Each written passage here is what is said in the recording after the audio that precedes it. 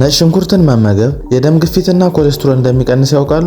ሰላም ጤና ይስጥልኝ፣ ዶክተር ሳላ አምላክ ነኝ። በዛሬው ቪዲዮ ነጭ ሽንኩርትን መመገብ የሚያስገኘው 6 አስገራሚ የጤና ጥቅሞችንና ነጭ ሽንኩርት መመገብ የሌለባቸው እነማን ናቸው የሚለውን እናያለን። ላይክና ሰብስክራይብ ማድረግ አይረሳ። በቀን ከ1 እስከ 2 ፍሬ ነጭ ሽንኩርት መመገብ የሚሰጣቸውን 6 አስደናቂ የጤና ጥቅሞችን ስናይ፣ አንደኛ የልብ ጤንነትን ይጠብቃል። ጥናቶች እንደሚያሳዩት ነጭ ሽንኩርትን መመገብ የደም ግፊትን በመቀነስ ኢንፍላሜሽን ወይም እብጠት እንዳይኖር በማድረግና የደም ዝውውር ስርዓትን በማስተካከል የልብ ጤንነትን ይጠብቃል። ሁለተኛ በሽታ የመከላከል አቅምን ይጨምራል።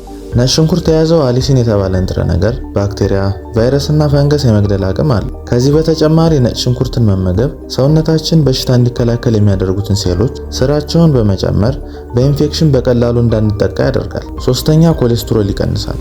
ነጭ ሽንኩርትን መመገብ ኤልዲኤል ወይም መጥፎውን ኮሌስትሮል በመቀነስና ከሰውነታችን እንዲወገድ በማድረግ ከኮሌስትሮል መጨመር ጋር ተያይዘው የሚመጡ በሽታዎችን ለመከላከል ትልቅ ጥቅምን ይሰጣል።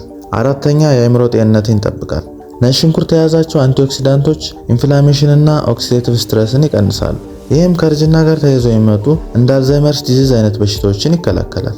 ሌላው ደግሞ ትኩረት የማድረግና የማስታወስ አቅምንም ይጨምራል። አምስተኛ ለጉበት ጤንነት ይጠቅማል። ነጭ ሽንኩርት የያዛቸው ንጥረ ነገሮች የጉበትን የማጣራት አቅም ይጨምራሉ። በጉበት ላይ ሊኖር የሚችልን ኦክሲዴቲቭ ስትረስ በመቀነስ የጉበት ጤንነትን ይጠብቃል። ስድስተኛ ለሆድ ዕቃ ጤንነት ጠቃሚ ነው። ነጭ ሽንኩርትን መመገብ ለምግብ መፈጨት የሚጠቅሙ ኢንዛይሞችን በመጨመርና ጎጂ ባክቴሪያዎችን በመከላከል እንዲሁም ደግሞ ኢንፍላሜሽን በመቀነስ የጨጓራና የአንጀት ጤንነትን ይጠብቃል። ነጭ ሽንኩርት መውሰድ የሌለባቸው እነማን ናቸው የሚለውን ስናይ ደግሞ አንደኛ የደም ማቅጠኛ መድኃኒት የሚወስዱ ሰዎች እንደ ዋርፋሪን፣ ሄፓሪን እና አስፕሪን የሚወስዱ ሰዎች ነጭ ሽንኩርት እንዲወስዱ አይመከርም። ሁለተኛ ለሰርጀሪ ቀጠሮ ያላቸው ሰዎች ነጭ ሽንኩርት ደም የማቅጠን ባህሪ ስላለው ሰርጀሪ ከመሰራቱ ቢያንስ ከ10 ቀን በፊት ጀምሮ መወሰድ የለበትም። ሶስተኛ የጨጓራ ቁስለት ያለባቸው ሰዎች ነጭ ሽንኩርት እንዲመገቡ አይመከርም። አራተኛ የሚያጠቡ እናቶች።